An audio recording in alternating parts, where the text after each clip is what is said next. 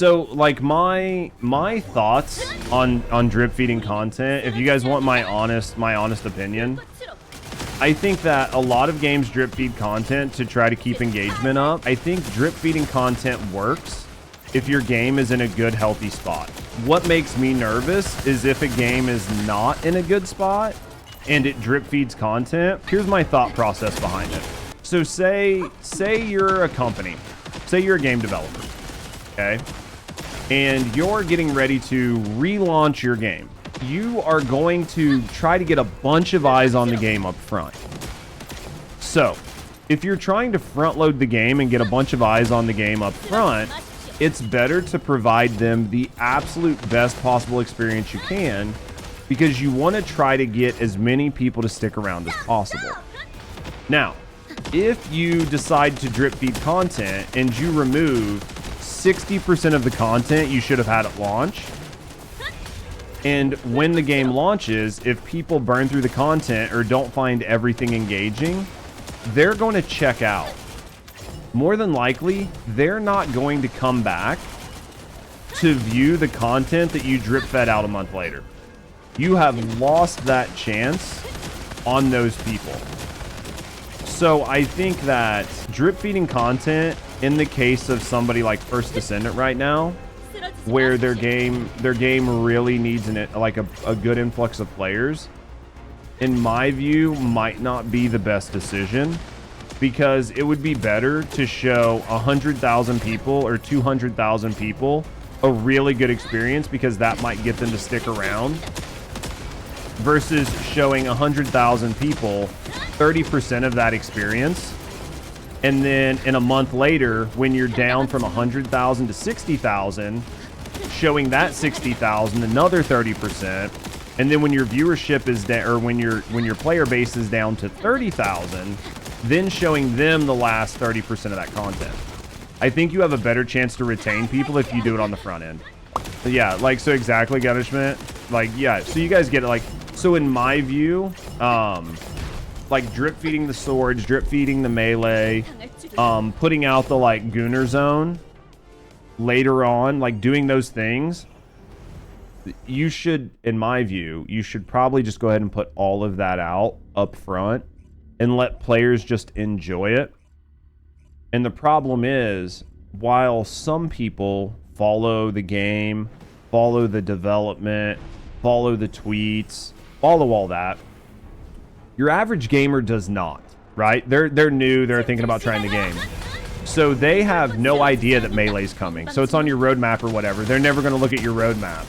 All they're going to do is look at the cutscenes and everything else you put out and all of that type of information. And they're going to see a new Gooner zone. They're going to see melee weapon. They're going to see all these things. And then they're going to log into the game. They're going to be like, well, fuck, none of it's in here. Where is all this? And then they're going to be like, oh yeah, so it's not even in the game. And then they're going to burn through the content and be like, well, I've done everything that was in the game, and there's nothing that I want to do. And then they're going to be like, they're just going to check out. But luckily, the reset of the updates are every month after. It's not like 3 months waiting for Sigma. Oh yeah, I get that. After the removal of all progress blocks, all nerfs and speedrun focus, they don't have a choice but to do it. They're developing new stuff, front load the update. Yeah. Well, that's my other biggest fear, Dixie. Like Chaos, is that they actually don't have the content done. My fear is that they actually don't have the content done, and that's why they're not front loading it. So like, I'm wondering if they're still not fully done with the melee, so that's why they're not putting it in. And they like don't have all the interactions and shit programmed in for the NPCs for the Gooner zone, so that's why they're not putting it in. You don't mind season 3 drip feeding? Can't play Ultimate Luna yet. Like stuff like at like a later Ultimate Descendant, I don't really mind. I think it's the content that I'm more worried about. We'll just have to wait and see. I could be 1,000,000% wrong, because I can tell you, like, for me personally, the last 2.5 months have been an absolute agony. Every time I turn around, it's like, okay, I want to make some updated guides. I want to help the community. I want to do whatever. And then it's like, okay, I start making updated guides, and then they're like, oh, we're going to add 10 more levels to Void Erosion Purge. Okay, well, I'm going to make builds for doing all this to help people, like, really do Purge. Oh, Purge is too hard. We're going to nerf Purge. Okay, well, none of these builds are good. Let's do new builds. Oh, well, we've done that. We're going to rebalance Descendants. Okay, well, I just made build videos for everybody. Let's rebalance Descendants. Okay, we're going to make everybody ridiculously strong. Okay, well, let's make build guides for that and get that content out. Oh, well, now that we've done that, we're going to go ahead and add arcade tuning as well. All right, well, let's make new builds for arcade tuning. Well, we're also going to add mutated cells. All right, I'm going to update more build guides for mutated cells. Okay, now I'm going to add in fucking component cores. And you're like, bro, like, I don't even know what to do at this point.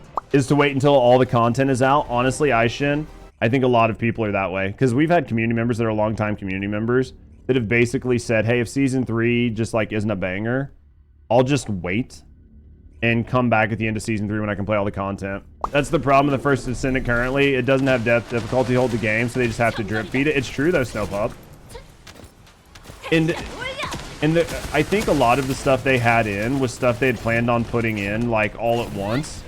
But because they didn't have anything else to do, and because they pushed season 3 out by like 6 months, this was the only opportunity, because they either had to do this or they had to just do no updates. And a game with no updates for 5 months is a dead game. It also doesn't help that August is stacked game-wise. Oh yeah, and then you're going into Borderlands into September. Like, it's just tough. And then Destiny's having its big update this month. So Destiny's having its big update.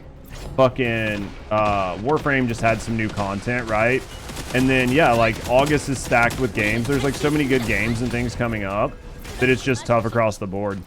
But drip feeding the content is really tough, because I think that, especially when we were talking earlier about like drip feeding quality of life and how that's kind of a pain in the ass, I think it makes it really hard for your average player when you're consistently shifting metas and you're constantly changing things, because your average player doesn't have an unlimited time to build, and rebuild characters. So every time they're turning around, they're being told something different is the meta, something different is like the new hotness. And they're like, bro, I literally just got this character done. Like, it took me a whole month. And now you're telling me that I need to do an entirely new character, or I need to do an entirely new set of things. And it's like, you know, your average gamer doesn't have a lot of time to play. So it's not like they've even had time to enjoy or play the content. And then with the content being sort of shallow right now, right? Like the content's fairly easy. Even if they do get the build out, they don't really notice a difference, right? So you don't even really notice that you're getting stronger, because you're already so strong that the increase in strength is not, like, it's not observable to your eyes. Because you're just like, okay, well, I could already nuke shit. Now I can nuke it faster. You just don't really notice the change.